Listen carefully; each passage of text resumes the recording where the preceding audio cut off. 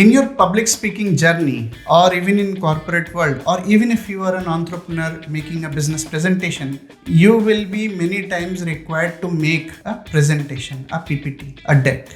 क्या है सही तरीका एक प्रेजेंटेशन को कॉन्सेप्चुअलाइज करने का so that it is powerful, it is impactful? इस वीडियो में इसके बारे में डिस्कस करेंगे and I will tell you 4 key pillars of making one of the most powerful and impactful presentations.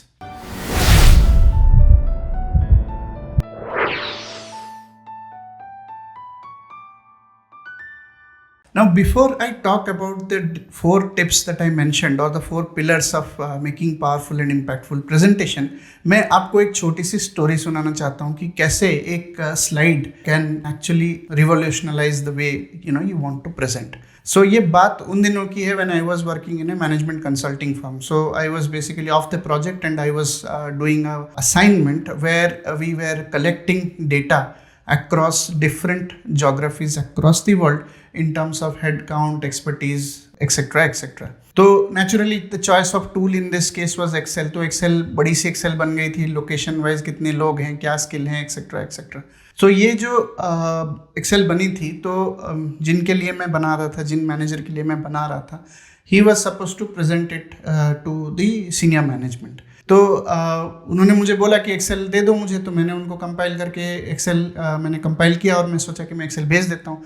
But at that very moment of time I thought that okay this is like a huge Excel sheet, right? So can I summarise it in 1 slide? So मैंने क्या किया, मैंने एक PPT का slide लिया और मैंने उस पर वर्ल्ड मैप डाल दिया. और वर्ल्ड मैप डालने के बाद जहाँ जहाँ हमारी लोकेशंस थी, उस कंपनी की ब्रांचेस थी, मैंने उसको रेड डॉट से आइडेंटिफाई कर दिया. और हर एक रेड डॉट के साइड में मैंने हेड काउंट, एक्सपर्टीज से छोटे छोटे डिटेल्स थोड़े एब्रिज करके डाल दिए. So what happened was in one shot, in one PPT itself, there was a lot of information that was summarized. वो सारे एक्सेल जो थे वो बेसिकली वो डिटेल में चले गए. अगर किसी को देखना था तो वो देख सकता था, लेकिन ये एक स्लाइड बहुत काम आ गया. तो जब इन मैनेजर ने जाके सीनियर मैनेजमेंट में प्रेजेंट किया, in fact you will be astonished to know nobody really looked at the Excel, but everything was focused around this particular slide, and it came out very well and he was really happy with what happened. So it sometimes tells you the fact that a picture is worth 1000 words. तो इस तरह का impactful slide, इस तरह का powerful presentation करने के लिए क्या करना चाहिए? Of course, in this video, I'm not going to teach you how to do PowerPoint presentations. Box कैसे लगाना है, फॉन्ट कैसे करना है, बॉक्स कैसे एडजस्ट करना है, मैं ये सब चीज़ आपको नहीं बोलूँगा. Those are topics for a different video or a different course. तो मैं क्या आपको बोलूँगा? So what I'm going to tell you is how are you going to conceptualize, how are you going to think a presentation deck? How can it be effective? How can it be impactful? How can it straight reach to the audience through the right kind of messaging? तो ये सब करने के लिए क्या करना चाहिए, that is what I am going to talk about. So इस एस्पेक्ट को देखने के लिए देयर आर 4 की पिलर्स. सबसे पहला पिलर होता है कंटेंट. कंटेंट क्या है? कंटेंट है anything that you collect, any primary research, any secondary research, anything that you collect from various people for whom you are doing this project, whatever you are gathering the data and the information, the processing of that data, that information, it all constitutes your content. Now ये हो गया आपका पहला pillar. तो for example if I say what is the sales data for 12 months of the television of your company that the company sales, तो ये एक तरह का आपका रॉ डेटा हो गया. ये this goes into the content part. Second pillar जो है वो है एनालिसिस. एनालिसिस क्या होता है? एनालिसिस होता है that crunching of that data into insights. और इनसाइट्स क्या होता है? इनसाइट्स होता है ऐसे इंटेलिजेंस जो कि एक्शनेबल हो.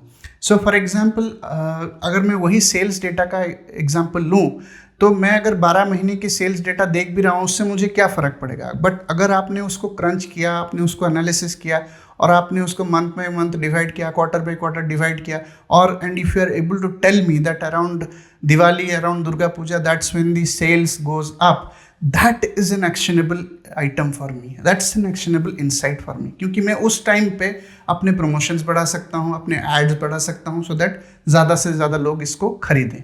तो ये जो एस्पेक्ट है ये होता है एनालिसिस.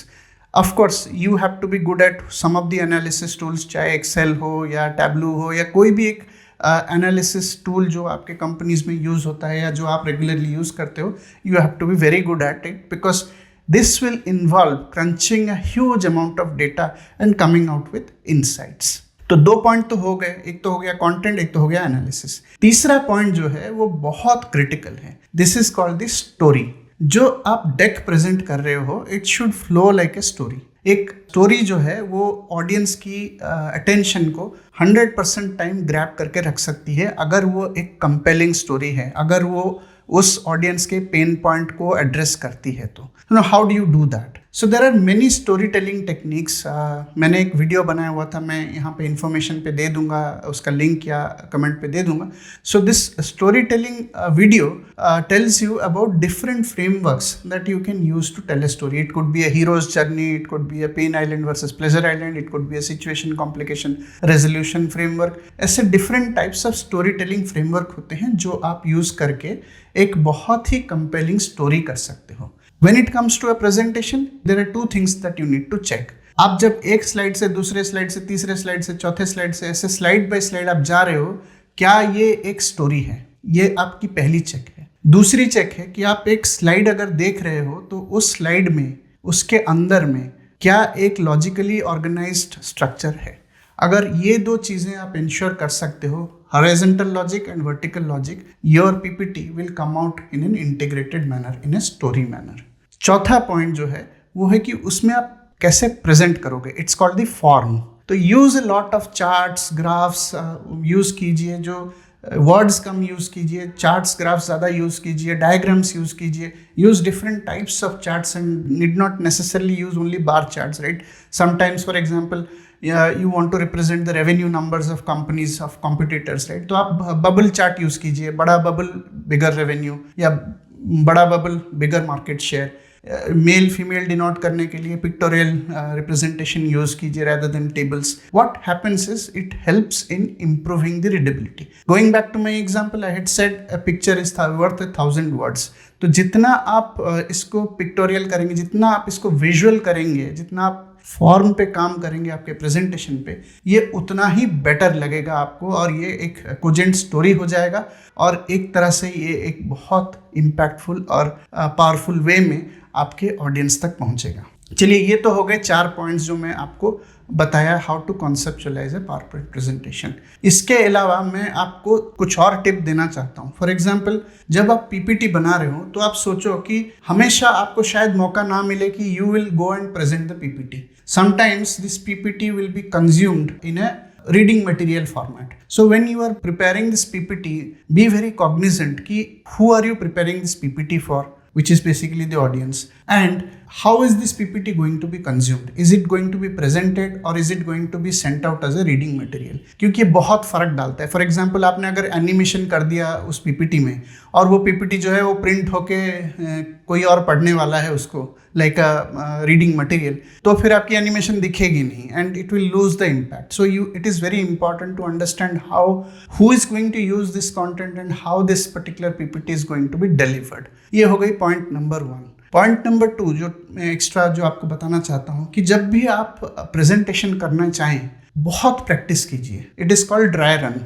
प्रेजेंटेशन चलाइए, प्रैक्टिस कीजिए as if you are presenting in front of the audience. 2 बार, 4 बार, 6 बार, जितनी बार हो सके प्रेजेंटेशन कीजिए, get it perfected and then you will be very confident when you speak. बहुत सारी कंपनीज में, कंसल्टिंग कंपनीज में ये रेगुलर प्रैक्टिस है to do a dry run before they actually present to the client. तो ये एक बहुत अच्छी प्रैक्टिस है जो बहुत आपको कॉन्फिडेंस दे सकती है before you make your final presentation. Last but not least the third part. So if you are presenting this presentation, as in you're doing the slideshow and you're presenting the slides, you need to look the part. You have to dress appropriately as per the context and you have to be comfortable in the dress. अगर आप अपनी dressing पे ध्यान नहीं दोगे context के हिसाब से and you are not really comfortable in what you are wearing, that's when you will not be able to deliver a very impactful presentation. तो ये कुछ चीज़ें मैंने शेयर करी है आपके साथ जो मेरे प्रैक्टिकल एक्सपीरियंस पे बेस्ड हैं, जो मैंने देखी हैं, बहुत हेल्प करती हैं, मुझे भी बहुत हेल्प करती है in my public speaking journey, right. So I think I hope these tips will be very useful for you when you embark on your public speaking journey. चाहे पीपीटी आप ऑफिस के लिए बनाएं, बिजनेस डेवलपमेंट के लिए बनाएं, किसी भी चीज़ के लिए बनाएं, इन चीज़ों को ध्यान में रखिए, how to conceptualize your PPT, and you will see how great, how impactful, how powerful your presentation turns out to be. Thank you so much for watching it today, and then like, share and subscribe to this channel if you like the content. Thank you so much.